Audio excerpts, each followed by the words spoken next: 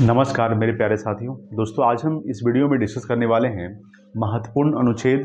Total मैं 25 प्रश्नों को लेकर आया हूं दोस्तों। महत्वपूर्ण अनुच्छेद के टॉप 25 क्वेश्चंस, ठीक है दोस्तों, जो आपके आने वाले एग्जाम जैसे बिहार पुलिस या फिर बिहार दरोगा या फिर कोई भी अदर एग्जाम रेलवे का, उसमें बहुत इंपॉर्टेंट होने वाला है दोस्तों। चलिए वीडियो को शुरू करते हैं। सबसे पहला सवाल देखिए दोस्तों क्या कह रहा है। सबसे पहला सवाल आपके सामने है दोस्तों कि संविधान के अनुच्छेद 1 में भारत को क्या कहा गया है दोस्तों। तो संविधान के अनुच्छेद 1 में भारत को कहा गया है राज्यों का संघ कहा गया है। क्या कहा गया है? राज्यों का संघ कहा गया है दोस्तों, ठीक है। याद रखिएगा कि अनुच्छेद संविधान के अनुच्छेद 1 में क्या कहा गया है? भारत को राज्यों का संघ कहा गया है दोस्तों, ठीक है। अगर बात करेंगे कि भारत में टोटल 28 राज्य है और 8 केंद्र शासित प्रदेश है दोस्तों। वर्तमान में भारत में कितने राज्य है? 28 राज्य और 8 केंद्र शासित प्रदेश है, ठीक है। याद रखिएगा। चलिए अगला है, सेकंड नंबर सवाल है दोस्तों कि भारतीय संविधान के किस अनुच्छेद में नागरिकता संबंधी प्रावधान है, ठीक है। यानी भारतीय संविधान के किस अनुच्छेद में नागरिकता संबंधी प्रावधान, नागरिकता का जो उल्लेख किया गया है वो अनुच्छेद 5 से लेकर अनुच्छेद 11 तक उल्लेख किया गया दोस्तों। याद रखिएगा, अनुच्छेद 5 से लेकर अनुच्छेद 11 तक ये नागरिकता का वर्णन किया गया दोस्तों। अनुच्छेद 5 से लेकर अनुच्छेद 11 तक दोस्तों, ठीक है। चलिए याद रखिएगा। नेक्स्ट दोस्तों 3 नंबर सवाल देखिएगा कि भारतीय संविधान के किस अनुच्छेद के अंतर्गत राष्ट्रपति लोकसभा को भंग कर सकता है, ठीक है। सवाल क्या है दोस्तों, पढ़िएगा फिर से कि भारतीय संविधान के किस अनुच्छेद के अंतर्गत, ठीक है, राष्ट्रपति लोकसभा को भंग कर सकता है दोस्तों। तो अनुच्छेद 85 के अंतर्गत, ठीक है, अनुच्छेद 85 के अंतर्गत, ठीक है। याद रखिएगा कि राष्ट्रपति जो है वो लोकसभा को भंग कर सकता है दोस्तों, ठीक है। याद रखिएगा। अगर बात करेंगे लोकसभा का उल्लेख दोस्तों अनुच्छेद किसमें किया गया है? याद रखिएगा, अनुच्छेद 81 में किया गया है लोकसभा का उल्लेख दोस्तों। अगर हम बात करते हैं, ठीक है, राज्यसभा का, जैसे कि सरला, ठीक है दोस्तों। याद रखिएगा, सरला की तरह याद रखिएगा दोस्तों, सा से हो जाएगा दोस्तों संसद, ठीक है, संसद, ठीक है। अगर बात करेंगे सा से दोस्तों संसद, आर से रा से दोस्तों राज्यसभा, याद रखिएगा राज्यसभा, ठीक है दोस्तों। उसके बाद ला से दोस्तों लोकसभा, ठीक है, लोकसभा, ठीक है। अगर बात करेंगे तो दोस्तों संसद का जो उल्लेख है 79 में किया गया, अनुच्छेद 79 में संसद का उल्लेख किया गया, ठीक है। अनुच्छेद अगर बात करेंगे 80 में राज्यसभा का उल्लेख किया गया, अनुच्छेद 80 में राज्यसभा का उल्लेख किया गया है और अनुच्छेद 81 में लोकसभा का उल्लेख किया गया दोस्तों, ठीक है। अनुच्छेद 81 में लोकसभा का उल्लेख किया गया है और संसद का जो उल्लेख किया गया है 79 में किया गया है, याद रखिएगा। तो भारतीय संविधान किस अनुच्छेद के अंतर्गत राष्ट्रपति लोकसभा को भंग कर सकता है? तो अनुच्छेद 85 के अंतर्गत राष्ट्रपति जो है लोकसभा को भंग कर सकता है दोस्तों। अगला दोस्तों 4 नंबर सवाल आपके सामने है कि इस अनुच्छेद में बताया गया है कि राष्ट्रपति सर्वोच्च न्यायालय से परामर्श ले सकता है, ठीक है। तो अनुच्छेद 143 में बताया गया दोस्तों, याद रखिएगा, अनुच्छेद 143 में बताया गया है कि राष्ट्रपति जो है वो सर्वोच्च न्यायालय से परामर्श ले सकता है, ठीक है। क्या ले सकता है? परामर्श ले सकता है। अनुच्छेद 143 में इसका उल्लेख किया गया है दोस्तों, ठीक है, ध्यान रखिएगा। चलिए नेक्स्ट सवाल देखते हैं। अगला दोस्तों आपके सामने क्या है? अगला दोस्तों 5 नंबर सवाल देखिएगा, ठीक है। देखिए दोस्तों 5 नंबर सवाल क्या कह रहा है आपके सामने? 5 नंबर सवाल कह रहा है आपके सामने दोस्तों कि संविधान में, ठीक है, संविधान के किस अनुच्छेद के अंतर्गत सर्वोच्च न्यायालय के न्यायाधीश, ठीक है, सर्वोच्च न्यायालय के न्यायाधीश पर महाभियोग चलाने का प्रावधान है? किस अनुच्छेद के अंतर्गत? तो अनुच्छेद 124 के अंतर्गत, ठीक है। याद रखिएगा, अनुच्छेद 124 में कहा गया है, ठीक है, कि सर्वोच्च न्यायालय के न्यायाधीश पर महाभियोग चलाने का भी प्रावधान है, यानी कि अधिकार है दोस्तों, ठीक है। अनुच्छेद किसमें है? अनुच्छेद 124 में है दोस्तों, ये आपको ध्यान रखना है, ठीक है। अगला दोस्तों 6 नंबर सवाल देखिएगा। 6 नंबर सवाल है कि भारतीय संविधान के किस अनुच्छेद में निर्वाचन आयोग के लिए प्रावधान है दोस्तों। तो अनुच्छेद 324 में उल्लेख किया गया निर्वाचन आयोग का उल्लेख। निर्वाचन आयोग जो है दोस्तों, जिसको इंग्लिश में बोलते हैं इलेक्शन कमीशन, इसका मेन रूप से निर्वाचन आयोग का जो स्थापना हुआ था, याद रखिएगा, ये 25 जनवरी 1950 को हुआ था, ठीक है। 25 जनवरी 1950 को निर्वाचन आयोग का स्थापना हुआ था, इसलिए 25 जनवरी को राष्ट्रीय मतदाता दिवस मनाया जाता है दोस्तों। याद रखिएगा, 25 जनवरी को राष्ट्रीय मतदाता दिवस मनाया जाता है, आपको ध्यान रखना है, ठीक है। और निर्वाचन आयोग का स्थापना 25 जनवरी 1950 को हुआ था और निर्वाचन आयोग का जो उल्लेख है संविधान यानी अनुच्छेद 324 में किया गया, अनुच्छेद 324 में इसका उल्लेख किया गया दोस्तों, ठीक है, यह ध्यान रखिएगा। चलिए अगला सवाल देखते हैं, 7 नंबर सवाल दोस्तों। 7 नंबर सवाल है कि 42वें संविधान संशोधन द्वारा किस अनुच्छेद में मौलिक कर्तव्यों को जोड़ा गया है दोस्तों, ठीक है। याद रखिएगा, देखिए 42वां संविधान संशोधन 1976 में हुआ था दोस्तों, ठीक है। जब 42वां संविधान संशोधन 1976 में हुआ था, उस समय मौलिक कर्तव्यों की संख्या 10 थी। कितनी थी? 10। लेकिन दोस्तों 2002 में जब 86वां संविधान संशोधन हुआ, ठीक है, 2002 में जब 86वां संविधान संशोधन हुआ तो उसमें एक और मौलिक कर्तव्य जोड़ दिया गया दोस्तों। तो वर्तमान में अभी 11 मौलिक कर्तव्य है। सबसे पहले ध्यान रखिएगा कि वर्तमान में कितने मौलिक कर्तव्य है दोस्तों, तो वर्तमान में 11 मौलिक कर्तव्य है, आपको ध्यान रखना है, ठीक है। अगर सवाल सवाल क्या पूछ रहा है सुनिएगा, देखिए 42वें संविधान संशोधन द्वारा किस अनुच्छेद में मौलिक कर्तव्यों को जोड़ा गया है, तो दोस्तों अनुच्छेद 51A में, ठीक है, अनुच्छेद 51A में मौलिक कर्तव्यों को जोड़ा गया है। वर्तमान में कितने मौलिक कर्तव्य है, 11 मौलिक कर्तव्य है, ठीक है। पहले कितना था दोस्तों, तो पहले 10 था, ठीक है। तो 42वां संविधान संशोधन 1976 में हुआ था, उस समय दोस्तों 10 मौलिक कर्तव्य था, लेकिन 2002 में जब 86वां संविधान संशोधन किया गया तो उसमें एक और मौलिक कर्तव्य जोड़ दिया गया दोस्तों। तो वर्तमान में कितने मौलिक कर्तव्य है, 11 मौलिक कर्तव्य है, ठीक है। और इसका जो मौलिक कर्तव्य का जो उल्लेख किया गया है अनुच्छेद 51A में किया गया है दोस्तों, ठीक है, ध्यान रखिएगा। चलिए अगला सवाल देखते हैं दोस्तों, 8 नंबर सवाल। देखिए दोस्तों, जितना भी मैं सवाल करवा रहा हूँ अनुच्छेद से रिलेटेड ये बहुत इंपॉर्टेंट है, इसको आप कर लीजिएगा, इसको आप कॉपी में भी नोट कर सकते हैं दोस्तों, ठीक है। अगला दोस्तों 8 नंबर सवाल कि भारतीय संविधान के किस अनुच्छेद के अंतर्गत राष्ट्रपति पर महाभियोग चलाया जा सकता है, यानी राष्ट्रपति पर महाभियोग चलाए जाने की बात कर रहा है। तो अनुच्छेद 61 में, ठीक है, अनुच्छेद 61 में उल्लेख किया गया है कि आप राष्ट्रपति पर भी महाभियोग चलाकर उसको हटा सकते हैं दोस्तों पद से, यानी राष्ट्रपति पद से कैसे हटाया जा सकता है, तो राष्ट्रपति को महाभियोग चलाकर उसके पद से हटाया जा सकता है। तो इसका जो उल्लेख किया गया दोस्तों अनुच्छेद 61 में किया गया है, 61, ठीक है। चलिए दोस्तों अगला सवाल देखते हैं, ठीक है। अगला सवाल देखिएगा मेन रूप से, ठीक है दोस्तों। नेक्स्ट सवाल देखिए 9 नंबर सवाल। देखिए दोस्तों 9 नंबर सवाल कह रहा है आपके सामने, कौन सा अनुच्छेद, ठीक है, कौन सा अनुच्छेद मौलिक अधिकार के अंतर्गत बच्चों के शोषण से संबंधित है, ठीक है, बच्चों के शोषण के बारे में बात कर रहा है। तो ये अनुच्छेद 24 में है दोस्तों, ठीक है, यानी कौन सा अनुच्छेद जो है मौलिक अधिकार के अंतर्गत बच्चों के शोषण से संबंधित है, तो अनुच्छेद अनुच्छेद 24 में बच्चों के शोषण के बारे में उल्लेख किया गया है, अनुच्छेद 24 में दोस्तों, ठीक है, ध्यान रखिएगा। अगर बात करेंगे दोस्तों 10 नंबर सवाल देखिएगा कि भारतीय संविधान के किस अनुच्छेद में नियंत्रक महालेखा परीक्षक की नियुक्ति के बारे में बताया गया है, तो ध्यान रखिएगा नियंत्रक महालेखा परीक्षक, इसको इंग्लिश में दोस्तों कैग बोलते हैं, CAG, इसको इसका जो फुल फॉर्म होता है comptroller and auditor general, comptroller and auditor general, CAG का फुल फॉर्म होता है CAG, ठीक है। इसका जो उल्लेख किया गया है याद रखिएगा दोस्तों अनुच्छेद 148 में किया गया है, ठीक है। जो नियंत्रक महालेखा परीक्षक का जो उल्लेख किया गया दोस्तों, इसका उल्लेख किया गया अनुच्छेद 148 में। पूछेगा सवाल दोस्तों कि वर्तमान में भारत के नियंत्रक एवं महालेखा परीक्षक कौन है, तो दोस्तों गिरीश चंद्र मुर्मू। कौन है, गिरीश चंद्र मुर्मू जो है वर्तमान में नियंत्रक एवं महालेखा परीक्षक के नियंत्रक महालेखा परीक्षक है दोस्तों, गिरीश चंद्र मुर्मू, जिसको इंग्लिश में कैग बोलते हैं। कैग का जो उल्लेख है अनुच्छेद 148 में किया गया है, ठीक है, ध्यान रखिएगा। चलिए दोस्तों अगला सवाल लेते हैं, 11 नंबर सवाल देखिए। 11 नंबर सवाल है कि भारतीय संविधान के किस अनुच्छेद में राज्य के नीति निर्देशक तत्वों का उल्लेख किया गया है दोस्तों, ठीक है। राज्य के जो नीति निर्देशक तत्व का जो उल्लेख किया गया अनुच्छेद कहां से कहां तक, तो अनुच्छेद 36 से लेकर अनुच्छेद 51 तक, ठीक है, याद रखिएगा अनुच्छेद 36 से लेकर अनुच्छेद 51 तक राज्य के नीति निर्देशक तत्व का उल्लेख किया गया दोस्तों।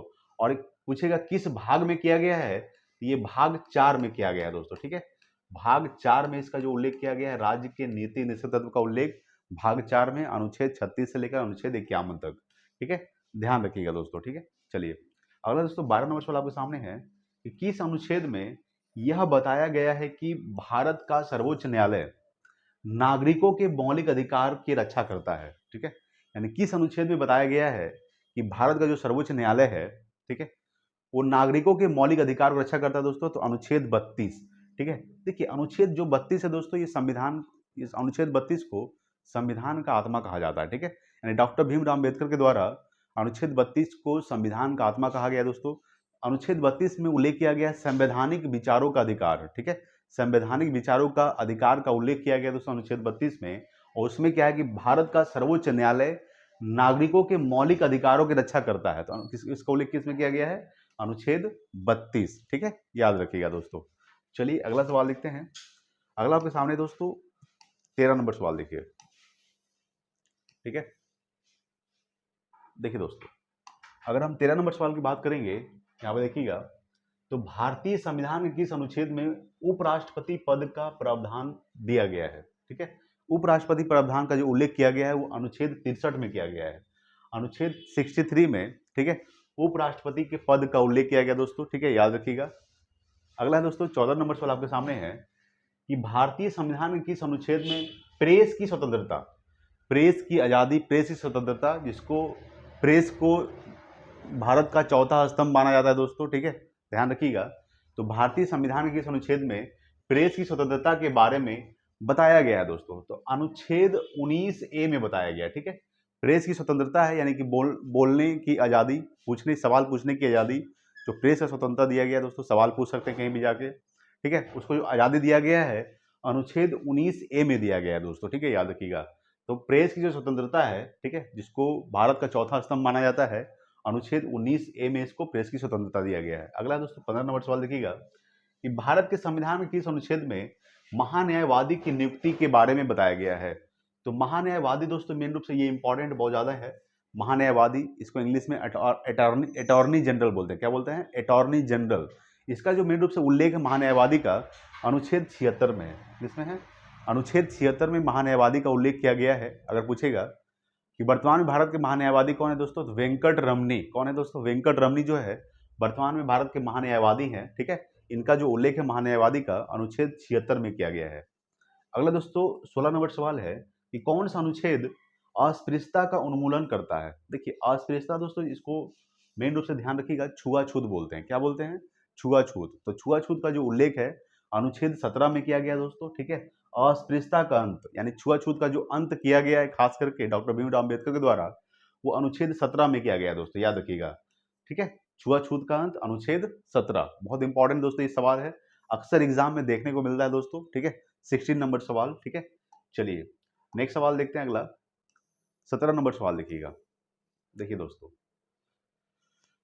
17 नंबर सवाल कह रहा है आपके सामने कि भारतीय संविधान के किस अनुच्छेद में नई अखिल भारतीय सेवा, ठीक है, नई अखिल भारतीय सेवा की स्थापना का प्रावधान है दोस्तों? तो इसका जो उल्लेख है अनुच्छेद 12 में है, अनुच्छेद 312, ठीक है। अनुच्छेद 312 में इसका उल्लेख किया गया दोस्तों। नई अखिल भारतीय सेवा का जो उल्लेख है, खासकर उसके स्थापना का जो उल्लेख है अनुच्छेद 312 में किया गया दोस्तों। जितना भी मैं सवाल करवा रहा हूँ इसको आप कॉपी में नोट कर लीजिएगा दोस्तों, और इसको याद करने की बहुत ज़्यादा प्रैक्टिस कीजिए, ठीक है। तो आपको बहुत सिंपल में याद हो जाएगा दोस्तों, ठीक है। देखिए अगला दोस्तों 18 नंबर सवाल है कि भारतीय संविधान के किस अनुच्छेद में यह बताया गया है कि संघ की राजभाषा हिंदी तथा देवनागरी होगी? देखो ये बहुत इंपॉर्टेंट सवाल है, हिंदी तथा देवनागरी होगी, ठीक है। तो अनुच्छेद 343 में है दोस्तों, ठीक है। अनुच्छेद 343 में इसका उल्लेख किया गया है कि जो संघ की जो राजभाषा होगी क्या होगी? हिंदी तथा देवनागरी होगी। इसका उल्लेख अनुच्छेद 343 में किया गया है दोस्तों, 343, ठीक है, याद रखिएगा। चलिए नेक्स्ट देखते हैं दोस्तों अगला सवाल, 19 नंबर सवाल देखिएगा, ठीक है।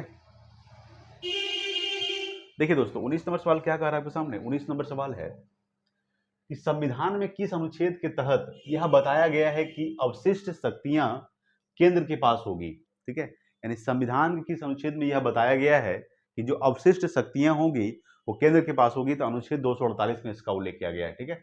अनुच्छेद 248 में इसका उल्लेख किया गया है कि जो अवशिष्ट शक्तियां होंगी किसके पास होगी? केंद्र के पास होगी, ठीक है। चलिए अगला दोस्तों 20 नंबर सवाल कि भारतीय संविधान के किस अनुच्छेद के अंतर्गत भारत सरकार द्वारा भारत रत्न, पद्म विभूषण प्रदान किए जाते हैं दोस्तों? देखिए सवाल पूछेगा आपसे कि भारतीय संविधान किस अनुच्छेद के द्वारा, किस अनुच्छेद के अंतर्गत जो भारत रत्न दिया जाता है दोस्तों भारत सरकार के द्वारा, पद्म विभूषण प्रदान किया जाता है, वो किस अनुच्छेद के अंतर्गत किया जाता है? तो अनुच्छेद 18 के अंतर्गत किया जाता है दोस्तों। अनुच्छेद 18 में है उपाधियों का अंत। क्या है दोस्तों? उपाधियों का अंत दोस्तों। इसका जो उल्लेख है मेन रूप से किसमें किया गया है?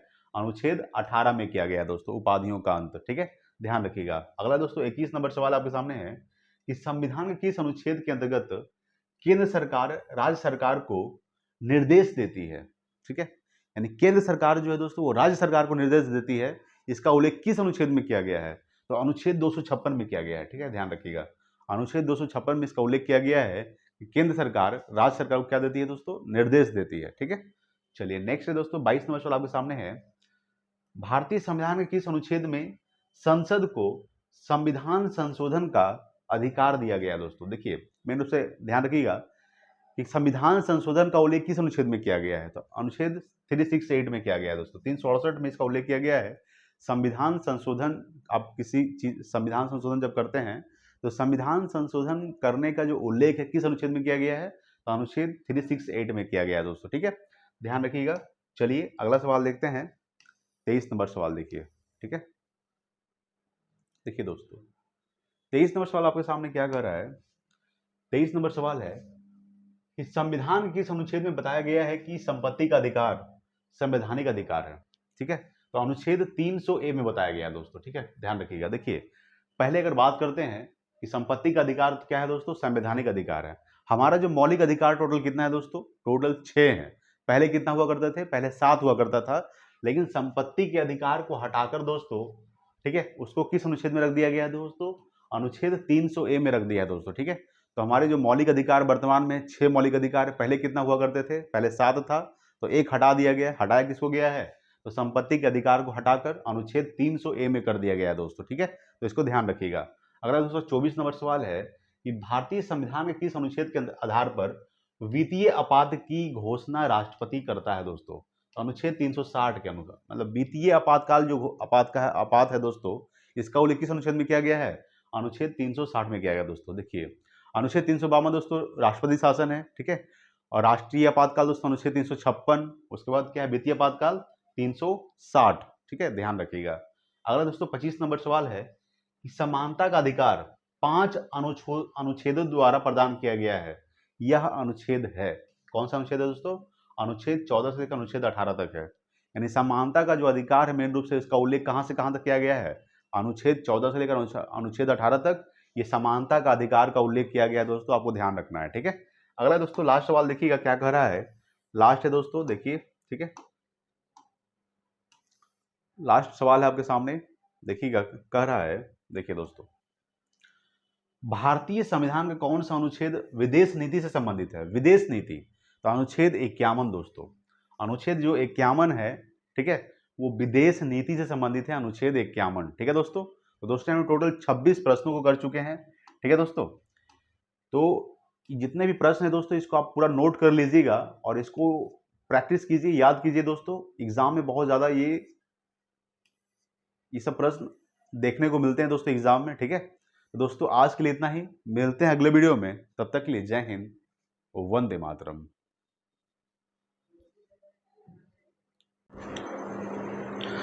नमस्कार मेरे प्यारे साथियों। तो दोस्तों आज हम इस वीडियो में डिस्कस करने वाले हैं केमिस्ट्री के 50 महत्वपूर्ण प्रश्नों को। वीडियो को पूरा देखिएगा दोस्तों। ठीक है, चलिए शुरू करते हैं आज का सबसे पहला सवाल दोस्तों। तो दोस्तों आज का जो सबसे पहला सवाल आपके सामने कह रहा है कि भूपर्टी में सर्वाधिक मात्रा में पाए जाने वाला तत्व कौन सा है दोस्तों? तो भूपर्टी में सर्वाधिक मात्रा में जो पाए जाने वाला तत्व है वो दोस्तों ऑक्सीजन है।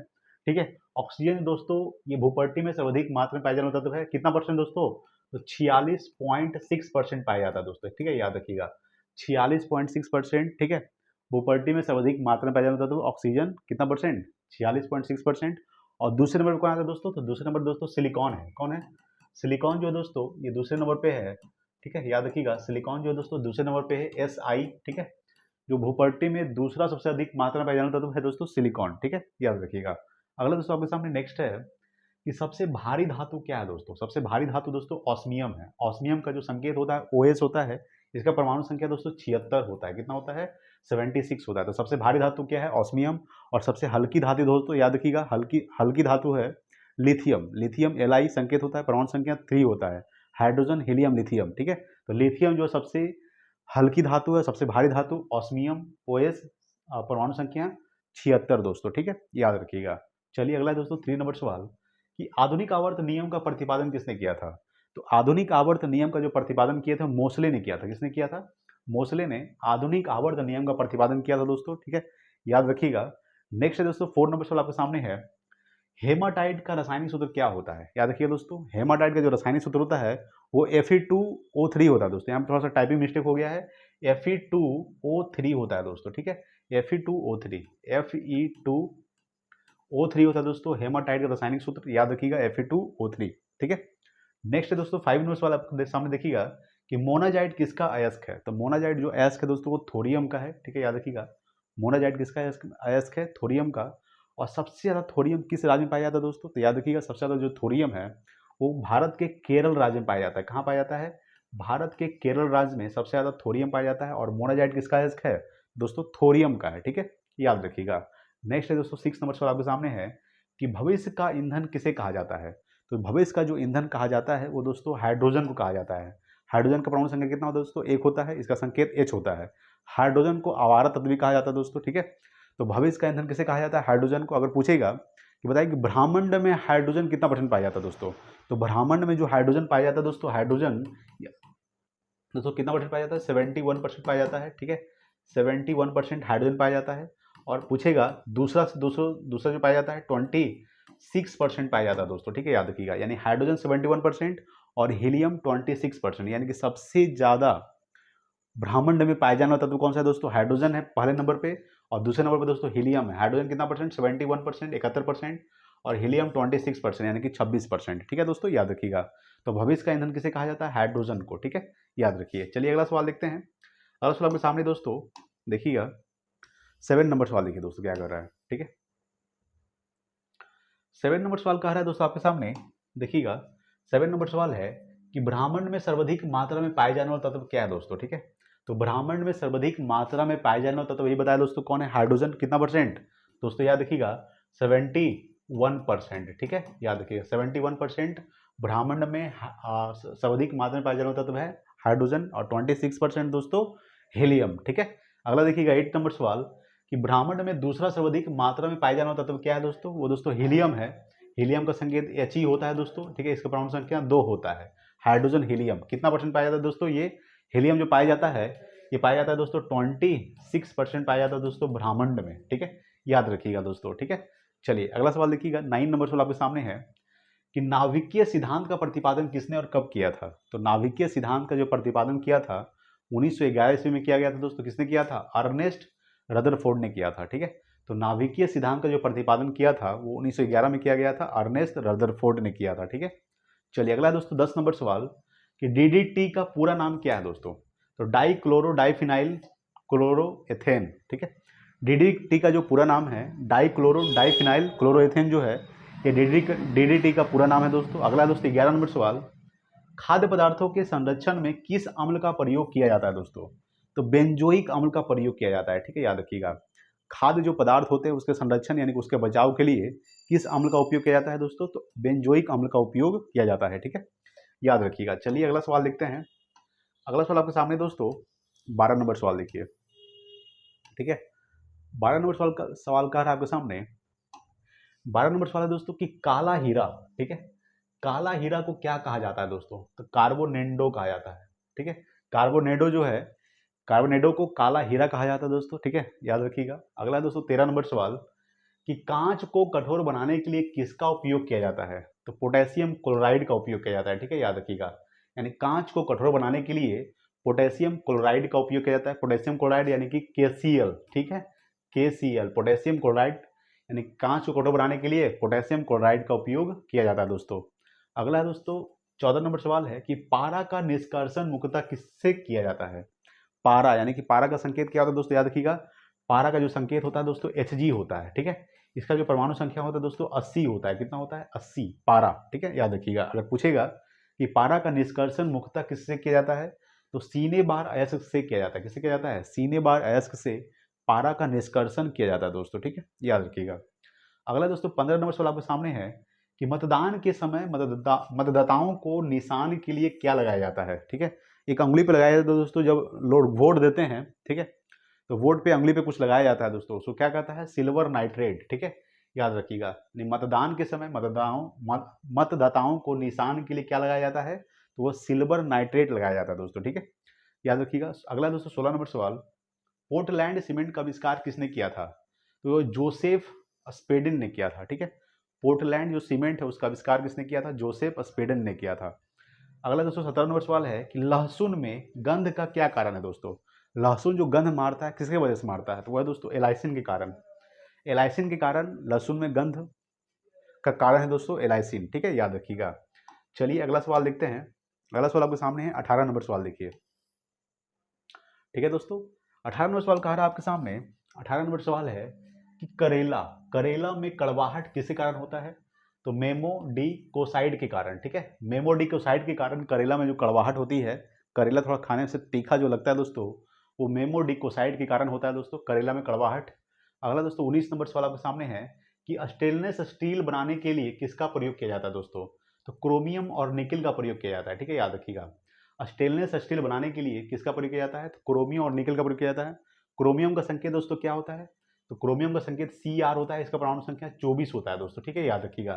निकेल का दोस्तों Ni होता है, इसका परमाणु संख्या दोस्तों 28 होता है। ठीक है, याद रखिएगा दोस्तों। ठीक है, तो स्टेनलेस स्टील बनाने के लिए किसका प्रयोग किया जाता है? क्रोमियम और निकेल का प्रयोग किया जाता है। ठीक है, याद रखिएगा।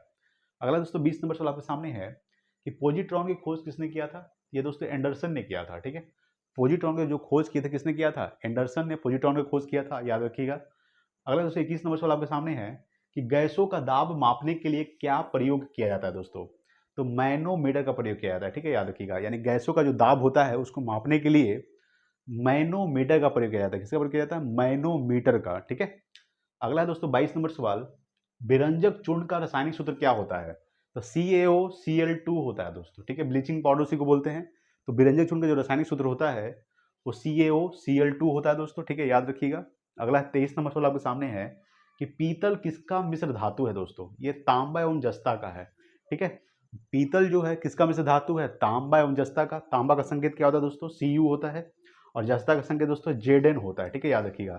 तांबा का संकेत दोस्तों Cu होता है, Cu ये तांबा का संकेत होता है, और जस्ता का Zn होता है, जिसको जिंक बोलते हैं दोस्तों। ठीक है, तो पीतल किसका मिश्र धातु है? तांबा एवं जस्ता का। ठीक है, याद रखिएगा। चलिए अगला सवाल देखते हैं, 24 नंबर सवाल देखिए। ठीक है दोस्तों, तो 24 नंबर सवाल क्या कह रहा है आपके सामने, देखिएगा।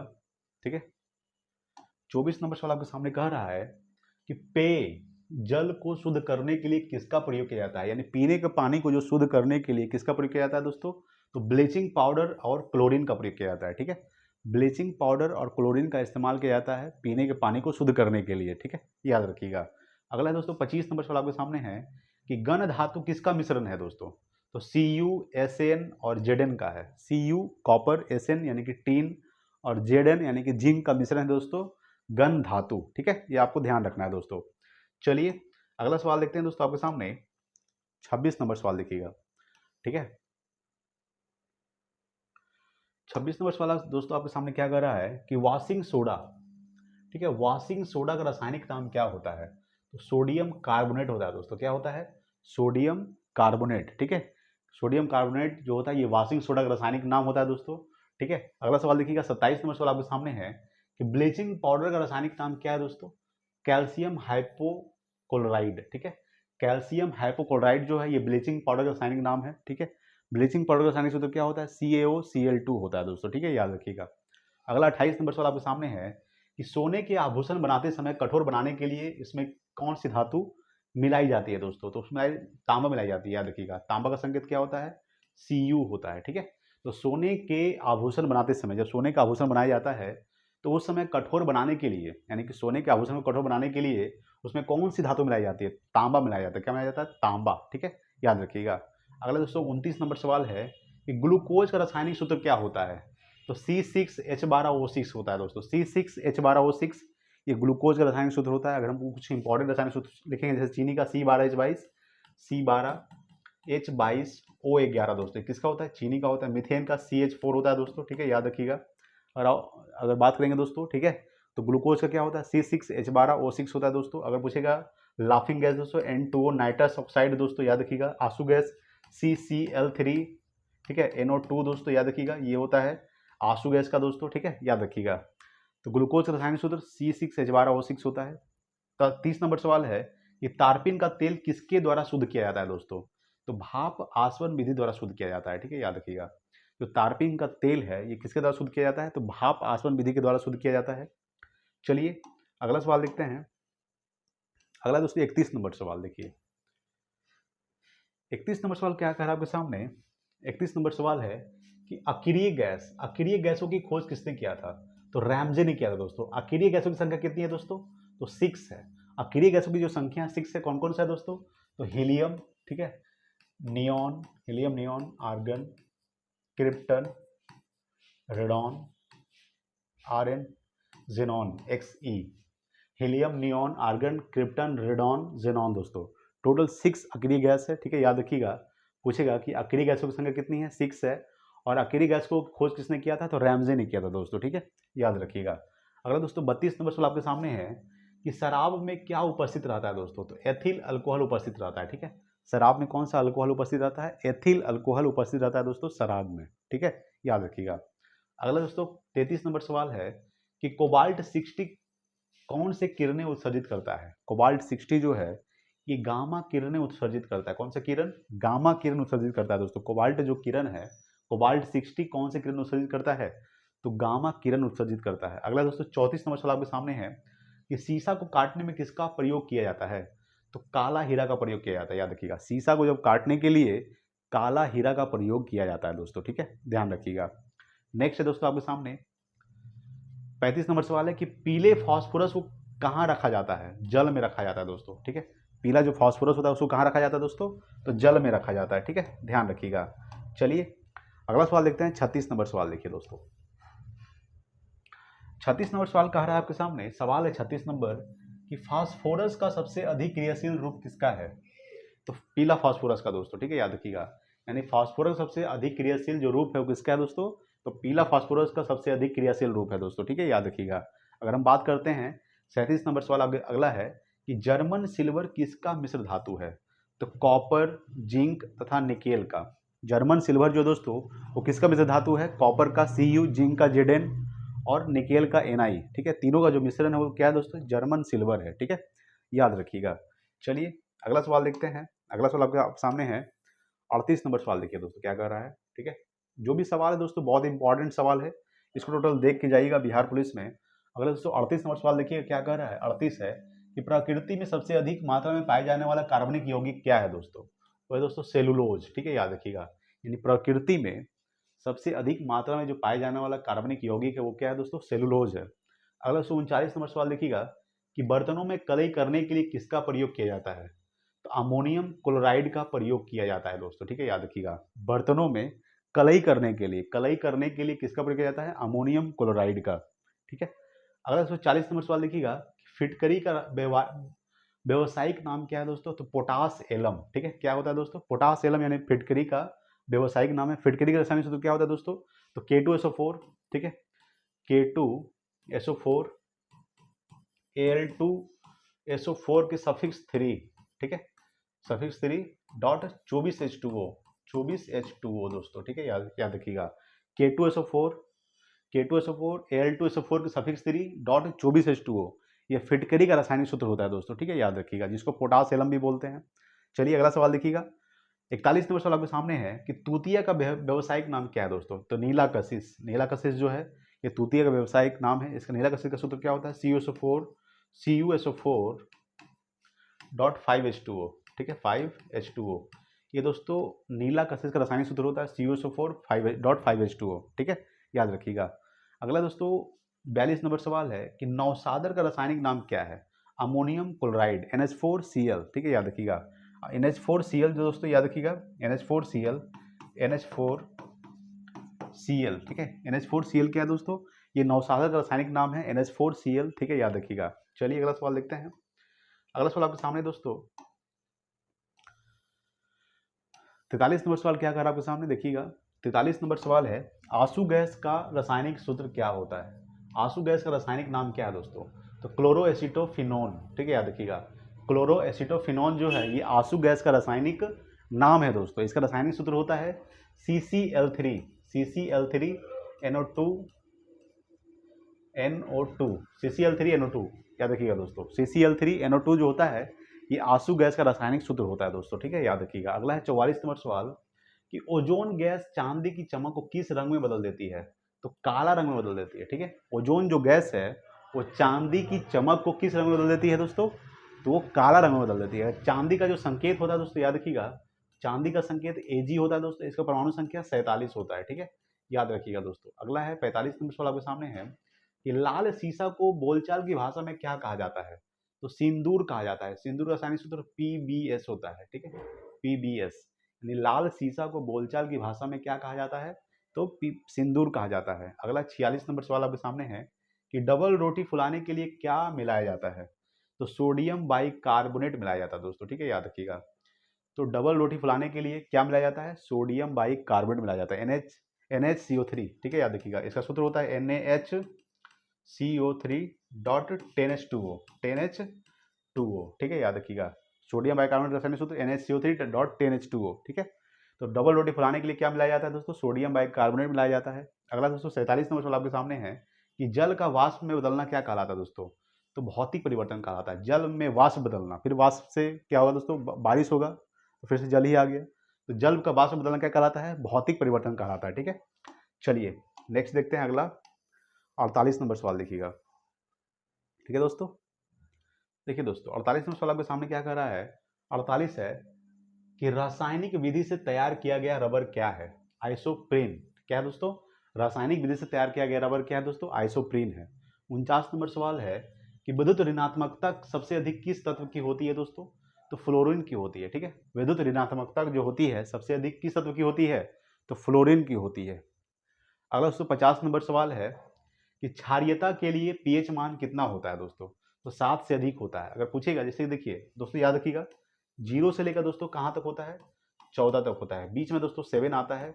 7 से कम होगा तो दोस्तों ये क्या होगा, अम्लीय होगा, ठीक है, क्या होगा दोस्तों, अम्लीय होगा। और 7 से अधिक होगा ये दोस्तों क्या होगा, तो क्षारीय होगा दोस्तों, ठीक है, ध्यान रखिएगा, क्या होगा दोस्तों, क्षारीय होगा। 7 से कम होगा तो दोस्तों अम्लीय, और 7 से अधिक होगा तो क्षारीय। क्या पूछ रहा है, 7 क्षारीयता के लिए पीएच मान कितना होना चाहिए, तो क्षारीयता के लिए 7 से अधिक होना चाहिए, तो 7 से अधिक दोस्तों क्या होगा, क्षारीय होगा। अगर वही पूछते कि 7 क्या होगा तो क्या होगा, 7 होगा तो दोस्तों ये क्या होगा, उदासीन होगा। क्या होगा दोस्तों, उदासीन। जैसे पानी का पीएच मान कितना होता है, तो पानी का पीएच मान 7 होता है दोस्तों, ठीक है, तो क्या है दोस्तों, उदासीन है, ठीक है। अगला सवाल दोस्तों 51 नंबर सवाल आपके सामने है, हीलियम के नाभिक में कितने प्रोटॉन होते हैं, तो 2 प्रोटॉन होते हैं दोस्तों। हीलियम के जो नाभिक में कितने प्रोटॉन होते हैं, 2 प्रोटॉन होते हैं। हीलियम दोस्तों संकेत क्या होता है, He होता है। हाइड्रोजन हीलियम परमाणु संख्या कितना होता है दोस्तों, 2 होता है दोस्तों, ठीक है। तो दोस्तों हमने टोटल 51 प्रश्नों को डिस्कस कर लिया दोस्तों। वीडियो अगर अच्छा लगा प्लीज लाइक कीजिएगा, शेयर कीजिए अपने दोस्तों के पास। Thanks for watching. जय हिंद, वंदे मातरम।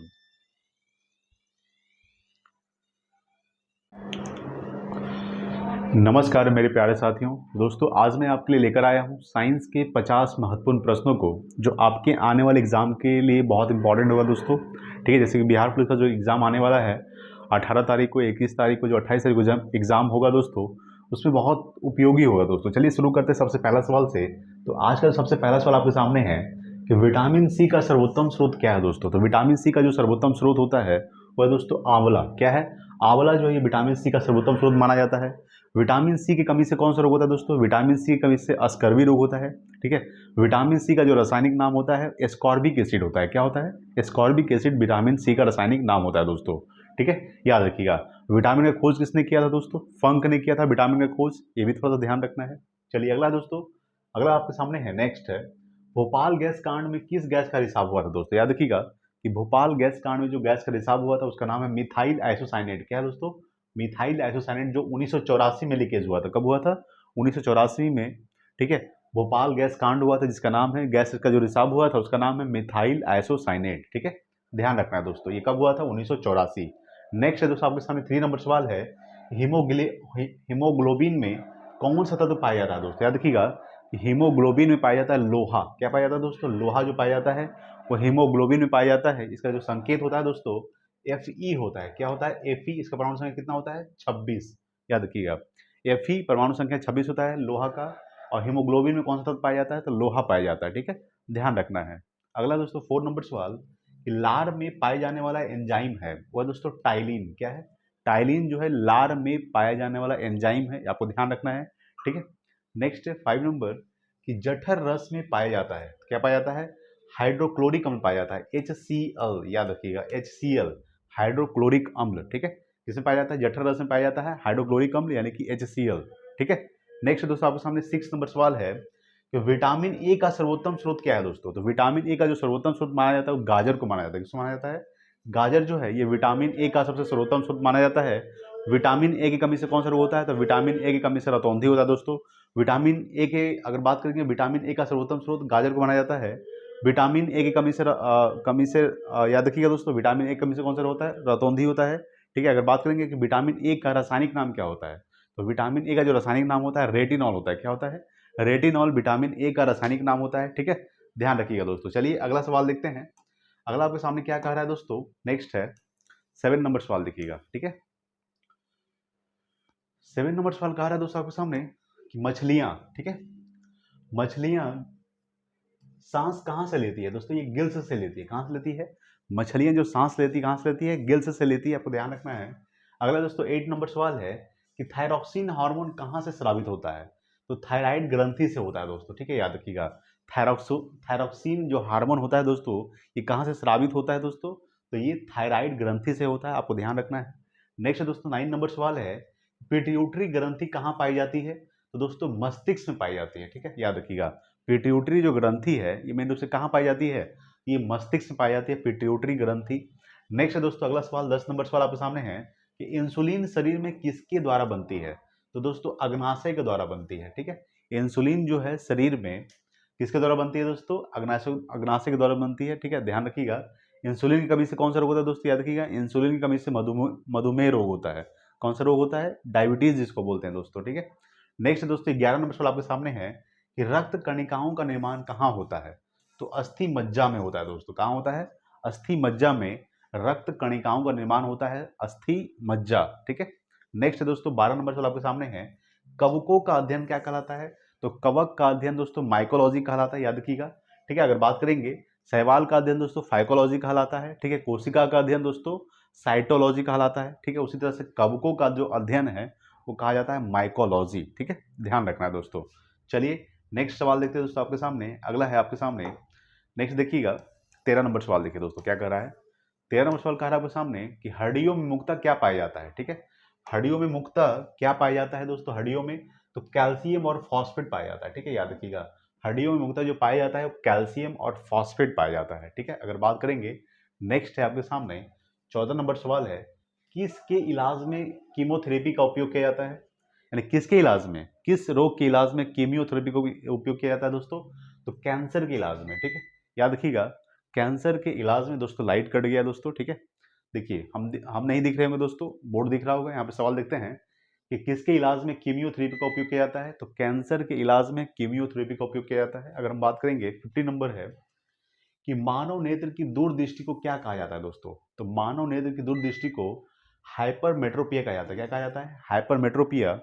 मानव नेत्र की दूरदृष्टि को क्या कहा जाता है, हाइपरमेट्रोपिया। ठीक है, नेक्स्ट है 16 नंबर आपके सामने है कि शरीर में सबसे मजबूत हड्डी कौन सी हड्डी है, तो याद रखिएगा कि शरीर में सबसे मजबूत हड्डी जो होती है दोस्तों वो जबड़े की हड्डी होती है। याद रखिएगा, जबड़े की जो हड्डी होती है वो शरीर में सबसे मजबूत हड्डी होती है, आपको ध्यान रखना है। नेक्स्ट है 17 नंबर सवाल आपके सामने है, लाल रक्त कणिकाओं का जीवन काल होता है 120 दिन होता है दोस्तों। ठीक है, याद रखिएगा, यानी कि आरबीसी का जीवन काल। ठीक है, आरबीसी का जो जीवन काल होता है याद रखिएगा 120 दिन होता है।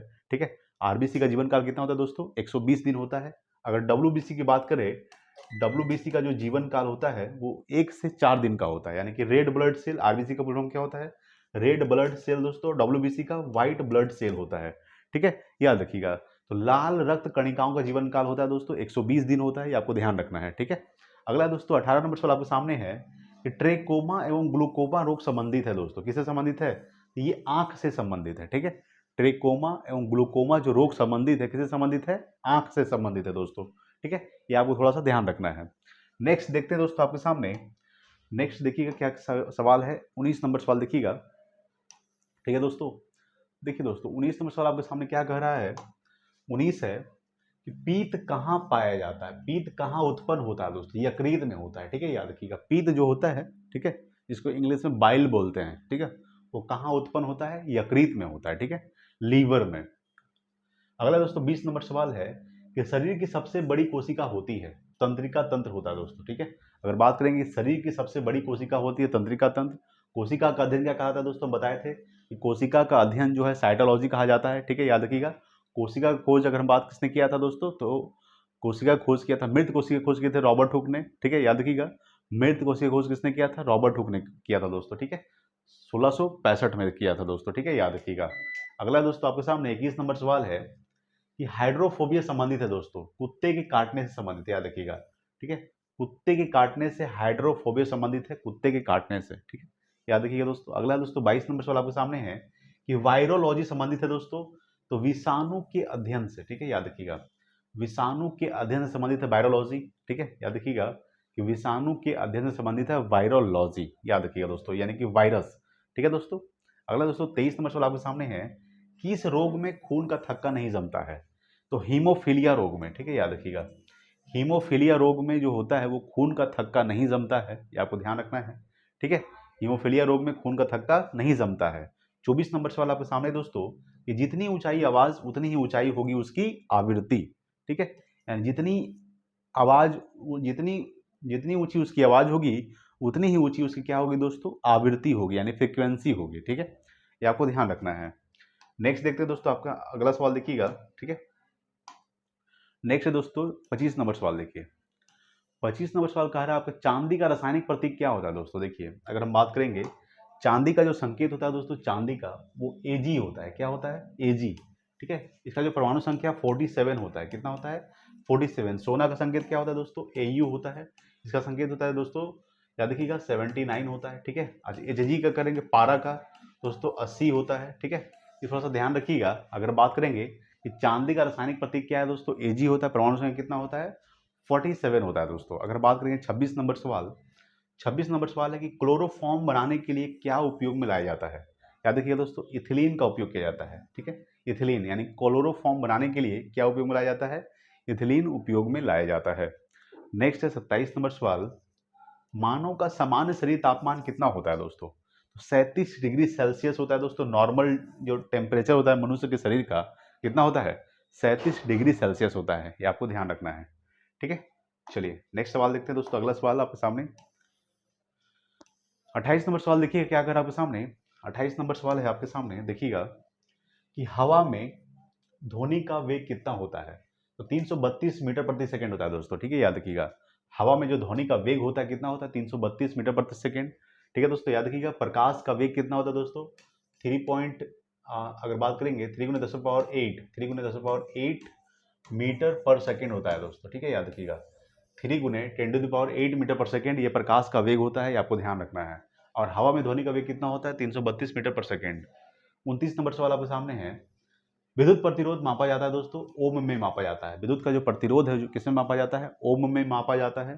30 नंबर सवाल है कि कौन मानव शरीर में सर्वाधिक कोलेस्ट्रॉल बनाने का वाला स्थान है, यकृत दोस्तों। ठीक है, देखिए मानव शरीर में सर्वाधिक कोलेस्ट्रॉल बनाने वाला स्थान कौन सा है दोस्तों, यकृत है। यकृत में ही सबसे ज्यादा कोलेस्ट्रॉल बनता है, इसको इंग्लिश में क्या बोलते हैं, लीवर। क्या बोलते हैं दोस्तों, लीवर। अगला है दोस्तों 31 नंबर सवाल आपके सामने है, किसकी कमी से व्यक्ति को घेंघा रोग हो जाता है, तो आयोडीन की कमी से। ठीक है, आयोडीन की कमी से व्यक्ति को घेंघा रोग हो जाता है दोस्तों, ये आपको ध्यान रखना है। ठीक है, अगला दोस्तों 32 नंबर सवाल है कि एक्सरे का खोज किसने किया था, तो रॉन्टजेन ने किए थे। ठीक है, एक्सरे का खोज किसने किए थे, रॉन्टजेन ने किए थे एक्सरे का खोज। नेक्स्ट है दोस्तों 33 नंबर सवाल है, 1 मिनट में कितनी बार सांस लेते हैं, तो 16 से 18 बार। ठीक है, याद रखिएगा कि एक व्यक्ति जो है 1 मिनट में 16 से 18 बार नॉर्मली सांस ले सकता है दोस्तों। ठीक है, बहुत इजी इजी सवाल है दोस्तों, इसको थोड़ा सा आप देख लीजिएगा। ठीक है, चलिए नेक्स्ट सवाल देखते हैं। अगला अगला आपके सामने दोस्तों 34 नंबर सवाल देखिएगा। ठीक है, देखिए दोस्तों 34 नंबर सवाल आपके सामने क्या कह रहा है, किसे एक्स किरणें पार नहीं कर सकती, तो अस्थि को, यानी हड्डी को एक्स किरण पार नहीं कर सकता दोस्तों। और एक्स किरण का खोज किसने किया था, रॉन्टजेन ने किया था। ठीक है, अगला दोस्तों 35 नंबर सवाल आपके सामने है कि मानव शरीर की सबसे छोटी हड्डी कौन सी है, वो है दोस्तों अस्टेपस, यानी कान में जो छोटी हड्डी होती है वो कान की हड्डी होती है, उसका नाम क्या है दोस्तों, अस्टेपस। यानी मानव शरीर की सबसे छोटी हड्डी अस्टेपस जो कान में होती है दोस्तों। 36 नंबर सवाल आपके सामने है, आत्महत्या की थैली किसे कहा जाता है दोस्तों, तो लाइसोसोम को आत्महत्या की थैली कहा जाता है। याद रखिएगा, लाइसोसोम को आत्महत्या की थैली कहा जाता है। ठीक है, powerhouse of the cell, यानी कि कोशिका का शक्तिगृह किसे कहा जाता है, तो माइटोकॉन्ड्रिया को powerhouse of the cell कहा जाता है, ये आपको ध्यान रखना है। ठीक है, और लाइसोसोम को आत्महत्या की थैली कहा जाता है दोस्तों। ठीक है, और प्रोटीन की फैक्ट्री किसे कहा जाता है, तो राइबोसोम को प्रोटीन की फैक्ट्री कहा जाता है। नेक्स्ट है 37 नंबर सवाल, यहाँ पे दिया हुआ है कि प्रोटीन की फैक्ट्री किसे कहा जाता है, तो राइबोसोम को प्रोटीन की फैक्ट्री कहा जाता है। ठीक है, ध्यान रखिएगा। चलिए नेक्स्ट देखते हैं अगला सवाल। अगला आपके सामने है 38 नंबर सवाल, देखिएगा। ठीक है, 38 नंबर सवाल कह रहा है कि मनुष्य में जो लिंग निर्धारण होता है दोस्तों, ठीक है, मनुष्य में जो लिंग निर्धारण होता है पुरुष के क्रोमोसोम पर होता है। ठीक है, याद रखिएगा, मनुष्य में जो लिंग निर्धारण किया जाता है वो पुरुष के क्रोमोसोम पर उसका लिंग निर्धारण होता है।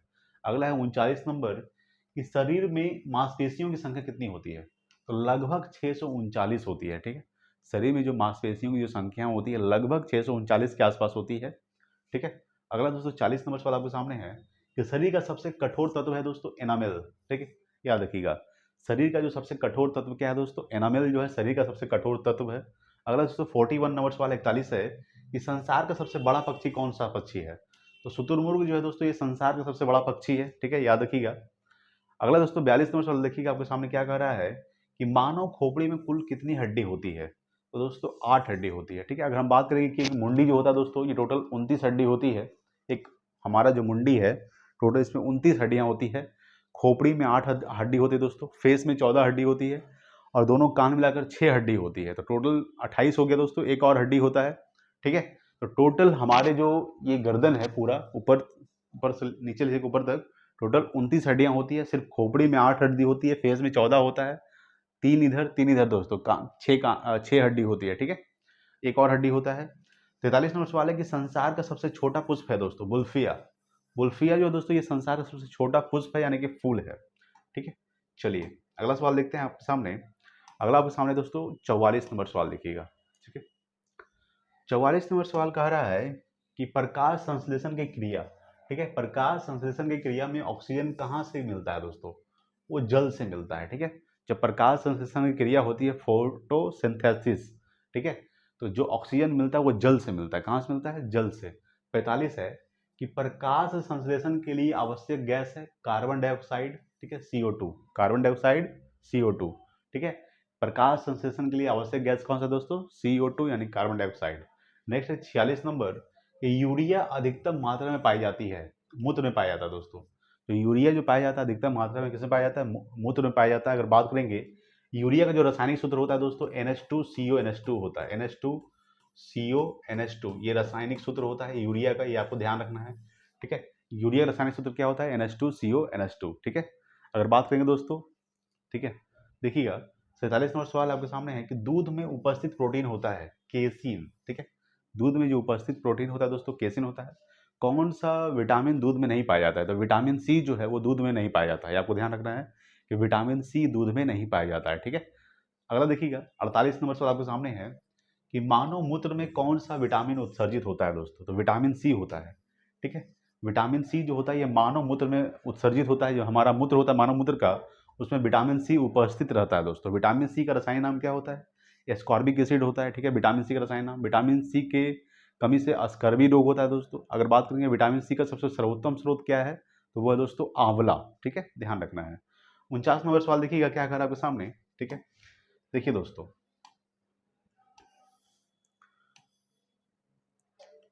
49 नंबर सवाल आपके सामने है दोस्तों। ठीक है, देखिएगा, देखिए मेढक। ठीक है, मेढक के हृदय में कितने भाग होते हैं दोस्तों, तो 3 भाग होते हैं। याद रखिएगा, मेढक के हृदय में कितने भाग होते हैं, 3। और आज का लास्ट सवाल दोस्तों 50 नंबर से सवाल है कि मानव शरीर का महत्वपूर्ण ग्रंथि कौन सी है, वो दोस्तों पिट्यूटरी ग्रंथि। पिट्यूटरी ग्रंथि जो ये दोस्तों ये मानव शरीर का सबसे महत्वपूर्ण ग्रंथि है, ये आपको ध्यान रखना है दोस्तों। ठीक है दोस्तों, हमने टोटल 50 सवालों को डिस्कस कर लिया है दोस्तों। ठीक है, अगर वीडियो अच्छा लगा प्लीज़ लाइक कीजिएगा दोस्तों, और इसमें अगर कुछ सुधार करनी है प्लीज़ कमेंट करके बताइएगा क्या इसमें सुधार करनी है। ठीक है दोस्तों, तो दोस्तों आज के लिए इतना ही, मिलते हैं अगले वीडियो में। तो लिए जय हिंद, वंदे मातरम।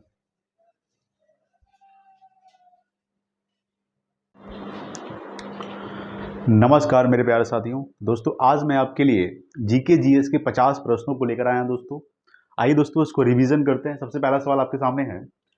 सबसे पहला सवाल देखेंगे दोस्तों क्या कर रहा है आपके सामने, देखिएगा सबसे पहला सवाल। ठीक है, देखिए दोस्तों सबसे पहला सवाल है कि आज़ाद हिंद फौज का गठन कब हुआ था दोस्तों। याद रखिएगा कि आज़ाद हिंद फौज का जो गठन हुआ था वो 1942 में हुआ था। कब हुआ था, 1942 में रास बिहारी बोस ने आज़ाद हिंद फौज का स्थापना किए थे 1942 में। ठीक है, याद रखिएगा दोस्तों। अगला सवाल देखिएगा सेकंड नंबर, दूसरा सवाल है दोस्तों आपके सामने कि भारत में प्रथम रेल किसके शासनकाल में प्रारंभ हुई थी? याद रखिएगा कि भारत में जो प्रथम रेलगाड़ी चलाई गई थी वो दोस्तों लॉर्ड डलहौजी शासनकाल में चलाया गया था। कब चलाया गया था दोस्तों? याद रखिएगा 1853 में चलाया गया था। कहाँ से कहाँ तक? तो मुंबई से थाने के बीच। याद रखिएगा जो भारत में प्रथम रेलगाड़ी चलाई गई थी किसके शासनकाल में? लॉर्ड डलहौजी शासनकाल में 1853 में। मुंबई से थाने के बीच कितना किलोमीटर दोस्तों? याद रखिएगा 34 किलोमीटर। कितना किलोमीटर? 34 किलोमीटर। ठीक है दोस्तों, अगला सवाल देखिएगा। 3 नंबर सवाल आपके सामने है कि रूसी क्रांति कब हुई थी दोस्तों? याद रखिएगा कि रूसी क्रांति जो हुई थी ये 1917 में हुआ था। कब हुआ था? 1917 में रूसी क्रांति हुआ था। ठीक है, रूस के बारे में अगर बात करेंगे तो रूस की राजधानी मॉस्को होता है दोस्तों। रूस की जो मुद्रा होती है, रूस की मुद्रा रूबल होती है। क्या होती है? रूबल। वर्तमान में जो रूस के राष्ट्रपति है व्लादिमीर पुतिन है। ठीक है दोस्तों, याद रखिएगा रूस जो है वो दुनिया का सबसे बड़ा देश है दोस्तों। अगर पूछेगा क्षेत्रफल के सबसे बड़ा देश कौन सा है, वो दोस्तों रूस है। ठीक है, याद रखिएगा। अगर हम बात करेंगे दोस्तों 4 नंबर सवाल नेक्स्ट है कि इंग्लैंड का प्रथम प्रधानमंत्री कौन था? याद रखिएगा कि इंग्लैंड के जो प्रथम प्रधानमंत्री थे वो रॉबर्ट वॉलपोल थे। कौन थे? रॉबर्ट वॉलपोल जो थे वो इंग्लैंड के प्रथम प्रधानमंत्री थे दोस्तों। ठीक है, याद रखिएगा। नेक्स्ट है 5 नंबर सवाल है कि इंडिया हाउस कहाँ स्थित है? तो दोस्तों इंडिया हाउस जो है ये लंदन में स्थित है। कहाँ स्थित है? लंदन। और लंदन है दोस्तों ये टेम्स नदी किनारे स्थित है। कौन सी नदी? टेम्स नदी के किनारे स्थित है लंदन। अगर हम बात करेंगे कि इंडिया हाउस कहाँ स्थित है? लंदन में। नेक्स्ट है 6 नंबर सवाल कि शिक्षा किस सूची के अंतर्गत आता है? तो याद रखिए दोस्तों शिक्षा जो आता है वो समवर्ती सूची के अंतर्गत आता है। कौन सी सूची? समवर्ती सूची। अगर हम बात करेंगे सूची 3 होती है। कौन कौन सा? समवर्ती सूची, संघ सूची, एक राज्य सूची। अगर तीनों सूची की अगर बात करेंगे तो इसका उल्लेख किस अनुसूची में किया गया है? तो संघ सूची, राज्य सूची, समवर्ती सूची का जो उल्लेख किया गया है वो 7वीं अनुसूची में किया गया है। किस अनुसूची में? 7वीं अनुसूची में किया गया दोस्तों। ठीक है, तो शिक्षा किस सूची का विषय है? समवर्ती सूची का विषय है दोस्तों। चलिए नेक्स्ट देखते हैं दोस्तों। अगला सवाल आप देखिएगा। ठीक है, अगला सवाल आपके सामने दोस्तों। नेक्स्ट देखिएगा 7 नंबर सवाल। ठीक है, 7 नंबर सवाल आपके सामने क्या कह रहा है? देखिए 7 नंबर सवाल है, देखिए दोस्तों 7 नंबर सवाल है कि राज्यसभा का पदेन अध्यक्ष कौन होता है? तो राज्यसभा का जो पदेन अध्यक्ष होता है वो उपराष्ट्रपति होते हैं। कौन होते हैं? उपराष्ट्रपति जो होते हैं वो राज्यसभा का पदेन अध्यक्ष होता है दोस्तों। आपको ध्यान रखना है दोस्तों। ठीक है, नेक्स्ट है 8 नंबर सवाल कि राष्ट्रीय समुद्र विज्ञान संस्थान कहाँ स्थित है? तो दोस्तों राष्ट्रीय समुद्र विज्ञान संस्थान जो स्थित है ये गोवा में स्थित है। कहाँ स्थित है? गोवा। दोस्तों अगर पूछेगा कि भारत का सबसे छोटा राज्य कौन सा है क्षेत्रफल की दृष्टि से, वो है दोस्तों गोवा। ठीक है, अगर याद रखिएगा दोस्तों वर्तमान में भारत में 28 राज्य है। ठीक है, 28 राज्य है दोस्तों और 8 केंद्र शासित प्रदेश है। कितने हैं? 8 केंद्र शासित प्रदेश और 28 राज्य है। ठीक है, उसमें सबसे क्षेत्रफल की सबसे छोटा राज्य कौन सा है? गोवा। और क्षेत्रफल की सबसे बड़ा राज्य कौन सा है? राजस्थान। ठीक है, तो राष्ट्रीय समुद्र विज्ञान संस्थान कहाँ स्थित है? गोवा। ठीक है दोस्तों, याद रखिएगा। अगला है दोस्तों 9 नंबर सवाल है कि भारत का सबसे बड़ा कृषि प्रायोगिक फार्म कहाँ अवस्थित है दोस्तों? तो ये अवस्थित दोस्तों अंबाला में। ठीक है, याद रखिएगा कि भारत का सबसे बड़ा कृषि प्रायोगिक फार्म जो है वो अंबाला में स्थित है। नेक्स्ट है दोस्तों 10 नंबर सवाल आपके सामने है कि हेमाटाइट किसका अयस्क है? यह है दोस्तों लोहा का। ठीक है, हेमाटाइट किसका अयस्क है दोस्तों? लोहा। लोहा का संकेत क्या होता है दोस्तों? याद रखिएगा लोहा का संकेत Fe होता है और लोहा का जो परमाणु संख्या 26 होता है दोस्तों। कितना होता है? 26। ठीक है, याद रखिएगा। तो हेमाटाइट किसका अयस्क है? लोहा का। नेक्स्ट है 11 नंबर सवाल देखिएगा कि जब लोहे में जंग लगता है तो लोहे का वजन क्या होगा दोस्तों? तो याद रखिएगा जब लोहे में जंग लगेगा तो लोहा का वजन क्या होगा दोस्तों? बढ़ जाएगा। ये आपको ध्यान रखना है कि जब लोहे में जंग लगता है लोहा का वजन बढ़ जाता है दोस्तों। नेक्स्ट है दोस्तों 12 नंबर सवाल देखिएगा कि लाफिंग गैस का रासायनिक नाम क्या है? तो नाइट्रस ऑक्साइड यानी N2O। ठीक है, नाइट्रस ऑक्साइड N2O। ठीक है, याद रखिएगा N2O यानी कि नाइट्रस ऑक्साइड, ये लाफिंग गैस का रासायनिक नाम होता है नाइट्रस ऑक्साइड। चलिए अगला सवाल देखते हैं। 13 नंबर सवाल देखिएगा। ठीक है, देखिए दोस्तों 13 नंबर सवाल देखिएगा क्या कर रहा है आपके सामने। 13 नंबर सवाल आपके सामने है दोस्तों कि महाभारत का प्राचीन नाम क्या है? ठीक है, महाभारत का प्राचीन नाम क्या है दोस्तों? याद रखिएगा वो जय संहिता है। महाभारत का प्राचीन नाम क्या है? जय संहिता। ठीक है, जय संहिता क्या है दोस्तों? महाभारत का प्राचीन नाम है। नेक्स्ट है अगला 14 नंबर सवाल कि संसार का सबसे बड़ा महासागर कौन सा है? तो संसार का जो सबसे बड़ा महासागर है वो दोस्तों प्रशांत महासागर। कौन सा है? प्रशांत महासागर संसार का सबसे बड़ा महासागर है। महासागर टोटल 5 होते हैं दोस्तों। सबसे बड़ा महासागर कौन सा? प्रशांत महासागर। प्रशांत महासागर का मेरियाना ट्रेंच सबसे गहरा है दोस्तों। प्रशांत महासागर का मेरियाना ट्रेंच सबसे गहरा है। ठीक है, याद रखिएगा। अगला दोस्तों 15 नंबर सवाल है कि बांदीपुर राष्ट्रीय उद्यान कहाँ स्थित है। तो बांदीपुर जो राष्ट्रीय उद्यान स्थित है दोस्तों कर्नाटक में स्थित है। कहाँ स्थित है? कर्नाटक में। कर्नाटक में कौन कौन से राष्ट्रीय उद्यान है? अंसी राष्ट्रीय उद्यान, नागरहोल राष्ट्रीय उद्यान, बनीरघट्टा राष्ट्रीय उद्यान, ये सब कहाँ है दोस्तों?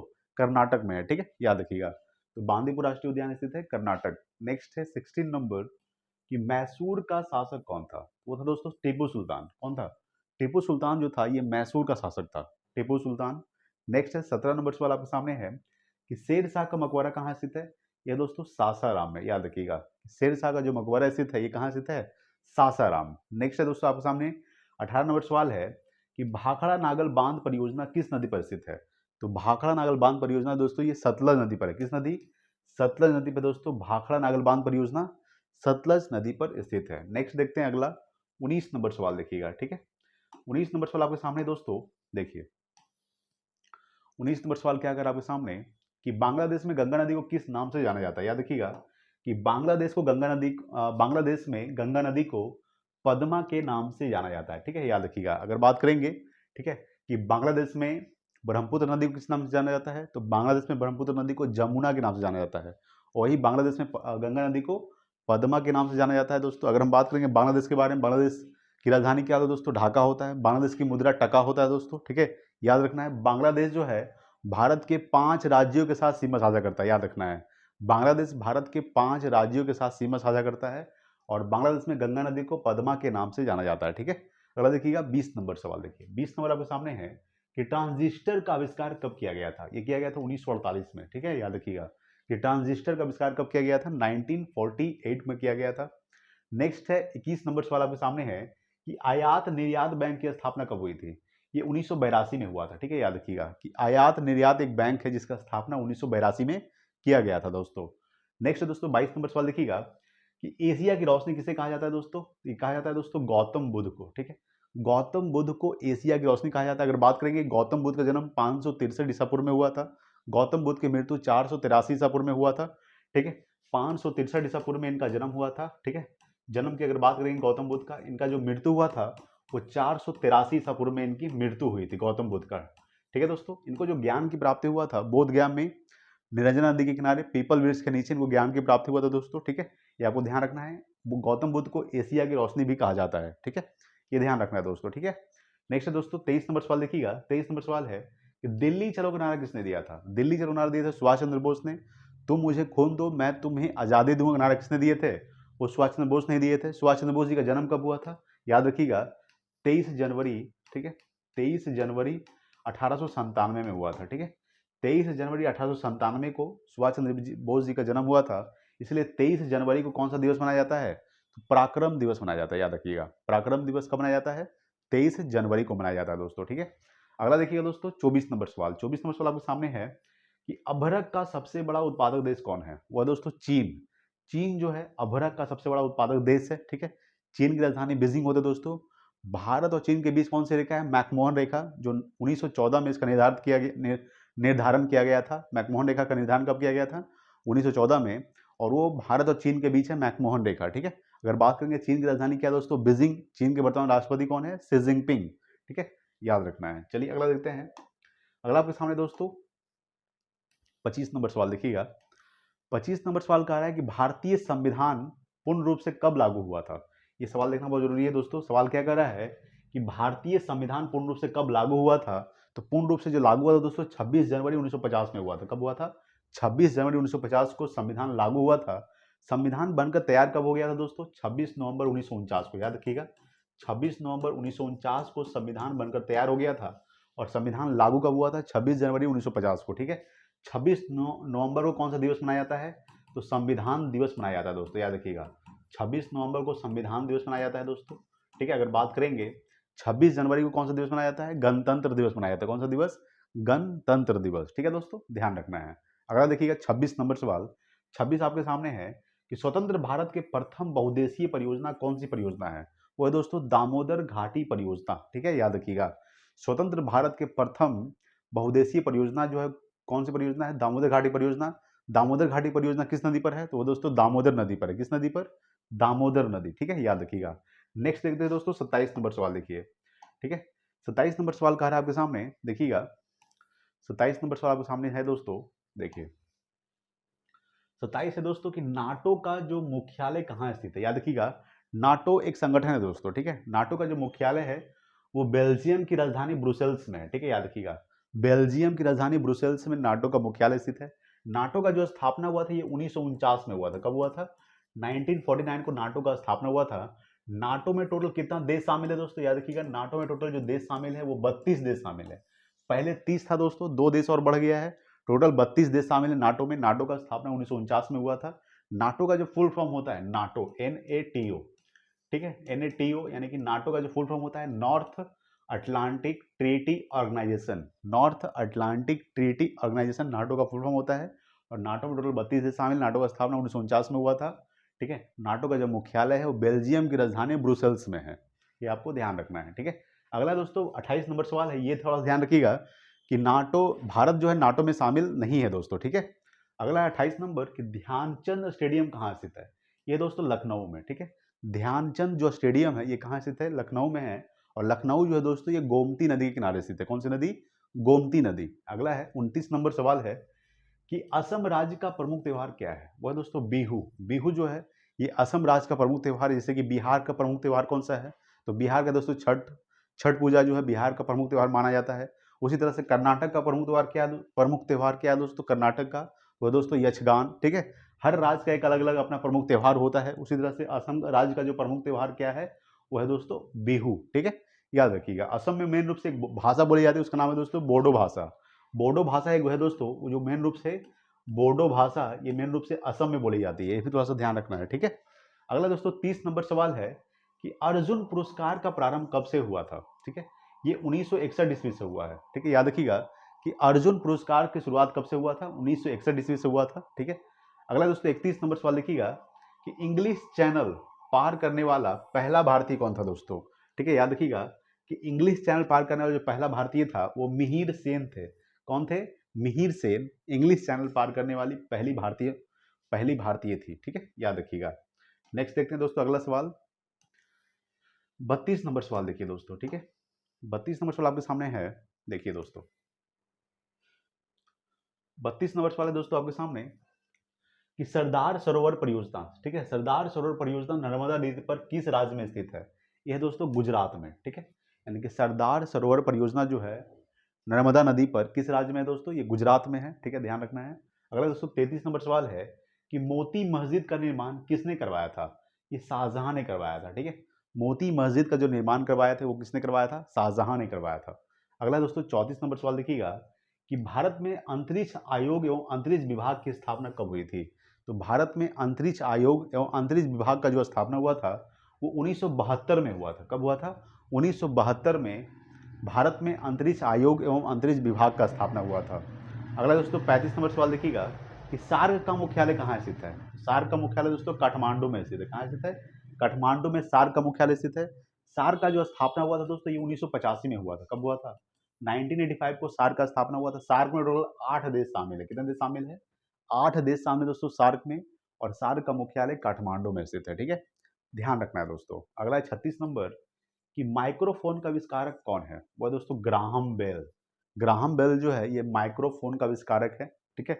याद रखिएगा। अगला है 37 नंबर सवाल कि दादा साहेब फाल्के पुरस्कार पहली बार किसको दिया गया था? वो देविका रानी को दिया गया था, ठीक है। याद रखिएगा कि दादा साहेब फाल्के पुरस्कार जो है पहली बार किसको दिया गया था? देविका रानी को दिया गया था दोस्तों, ठीक है। चलिए अगला सवाल देखते हैं दोस्तों, ठीक है। अगला सवाल आपके सामने है दोस्तों, 38 नंबर सवाल देखिएगा, ठीक है। देखिए दोस्तों 38 नंबर सवाल आपके सामने क्या कह रहा है, ठीक है। किस मिट्टी को रेगुर मिट्टी के नाम से जाना जाता है? याद रखिए दोस्तों, काली मिट्टी को, ठीक है। काली मिट्टी को रेगुर मिट्टी के नाम से जाना जाता है। मेन रूप से ये जो रेगुर मिट्टी का जो खेती किया जाता है दोस्तों, सबसे ज़्यादा कपास की खेती की जाती है। याद रखिएगा कि रेगुर मिट्टी में सबसे ज़्यादा किसकी खेती की जाती है? तो कपास की जाती है। अगला दोस्तों 39 नंबर सवाल देखिएगा कि सिकंदर की मृत्यु कहाँ हुई थी? ये दोस्तों बेबीलोन में हुआ था। याद रखिएगा 323 ईसा पूर्व में, ठीक है। याद रखिएगा 323 ईसा पूर्व में सिकंदर की मृत्यु हुआ था, बेबीलोन में हुआ था। कहाँ हुआ था? बेबीलोन, ठीक है। अगला दोस्तों 40 नंबर सवाल है कि संयुक्त राष्ट्र संघ का मुख्यालय कहाँ स्थित है? ये दोस्तों न्यूयॉर्क में स्थित है। बहुत इंपॉर्टेंट सवाल है कि संयुक्त राष्ट्र संघ का स्थापना हुआ था 24 अक्टूबर 1945 को। याद रखिएगा 24 अक्टूबर 1945 को यूएनओ का स्थापना हुआ था। उसी को क्या बोलते हैं दोस्तों, यूएनओ, यूनाइटेड नेशंस ऑर्गेनाइजेशन, संयुक्त राष्ट्र संघ। ठीक है, इसका जो मुख्यालय है न्यूयॉर्क में स्थित है और इसका स्थापना हुआ था 24 अक्टूबर 1945 को। ठीक है, इसमें टोटल कितना देश शामिल है दोस्तों, याद रखिएगा यूएनओ में इसमें टोटल 193 देश शामिल है। कितना देश शामिल है, 193 देश। 193 जो देश शामिल हुआ था वो दक्षिणी सूडान था। ठीक है, ध्यान रखिएगा। अगला दोस्तों 41 नंबर सवाल आपके सामने है कि विश्व में सबसे बड़ी मीठे पानी की झील कौन सी है, वह दोस्तों सुपीरियर झील। कौन सी है, सुपीरियर झील जो है ये विश्व में सबसे बड़ी मीठे पानी की झील है, सुपीरियर झील। ठीक है, ध्यान रखिएगा। अगला दोस्तों अगर पूछेगा कि भारत में सबसे बड़ी मीठे पानी की झील कौन सा है दोस्तों, तो बुलर झील जो है जो भारत में सबसे बड़ी मीठे पानी का झील है। और भारत में सबसे बड़े खारे पानी का झील कौन सा है, वह दोस्तों चिल्का झील। चिल्का झील कहाँ स्थित है, उड़ीसा में। और बुलर झील जम्मू कश्मीर में स्थित है। ठीक है, ध्यान रखना है। अगला दोस्तों 42 नंबर सवाल आपके सामने है कि भारत में संविधान संशोधन की प्रक्रिया किस देश के संविधान से ली गई है। तो भारत में संविधान संशोधन की जो प्रक्रिया है ये किस देश के संविधान से लिया गया है, ये दक्षिण अफ्रीका के संविधान से लिया गया है। ठीक है, संविधान संशोधन का जो उल्लेख है किस अनुच्छेद में किया गया दोस्तों, तो 368। ठीक है, 368 अनुच्छेद में किया गया है संविधान संशोधन का उल्लेख। ठीक है, ध्यान रखिएगा। अगला दोस्तों 43 नंबर सवाल आपके सामने है कि बिजली के बल्ब का तंतु किस चीज का बना होता है, तो दोस्तों टंगस्टन का बना होता है। ध्यान रखिएगा, बिजली के बल्ब का जो तंतु बना होता है वो टंगस्टन का बना होता है। ठीक है, ध्यान रखना है। अगला देखते हैं दोस्तों, अगला देखिएगा 44 नंबर सवाल। देखिए दोस्तों क्या कर रहा है आपके सामने। ठीक है,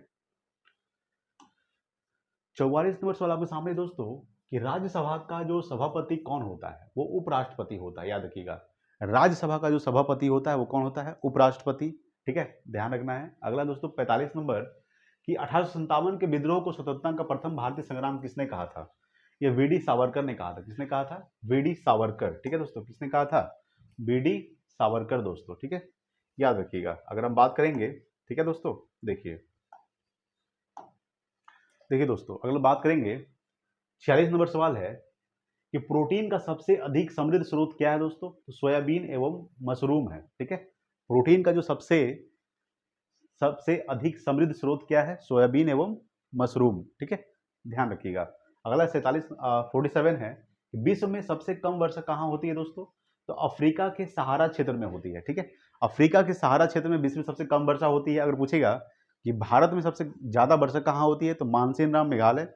और सबसे कम वर्षा कहाँ होती है भारत में, तो दोस्तों लद्दाख, लेह में होती है। लेह कहाँ पड़ता है, लद्दाख। ठीक है, सबसे कम वर्षा कहाँ होती है, लेह में। ठीक है दोस्तों, ध्यान रखिएगा।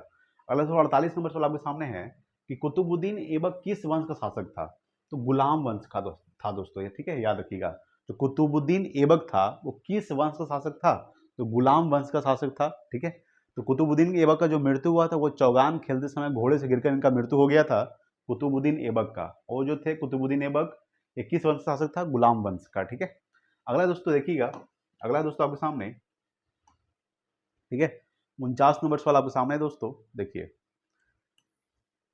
49 नंबर सवाल क्या कर आपके सामने, देखिए दोस्तों। ठीक है, देखिए 49 नंबर सवाल है कि रोम किस नदी किनारे बसा है, वो दोस्तों टाइबर नदी किनारे बसा है। ठीक है, रोम जो है किसकी राजधानी है, रोम, इटली की राजधानी रोम है दोस्तों। तो रोम जो है टाइबर नदी किनारे बसा हुआ है। नेक्स्ट है दोस्तों 50 नंबर सवाल है कि ईस्ट इंडिया कंपनी की स्थापना कब हुई थी, ये दोस्तों 1600 ईस्वी में हुआ था। ठीक है, ईस्ट इंडिया कंपनी की जो स्थापना हुआ था वो 1600 ईस्वी में हुआ था। और आपके लिए एक सवाल है दोस्तों, इसका आंसर आपको कमेंट बॉक्स में बताना है तो सवाल है दोस्तों कि रजिया सुल्तान किसकी बेटी थी। इसका जो आंसर है आपको कमेंट बॉक्स में बताना दोस्तों। और प्लीज़ वीडियो कैसा लगा प्लीज़ आप लोग बताइएगा। ठीक है, इस तरह से सेशन लाया जाए या फिर कैसे लाया जाए दोस्तों। ठीक है, तो आपको प्लीज़ कमेंट बॉक्स में बताना है कि वीडियो कैसा लगा, क्लास कैसी लगी। ठीक है दोस्तों, आज के लिए इतना ही, मिलते हैं अगले वीडियो में। तो चलो, जय हिंद, वंदे मातरम।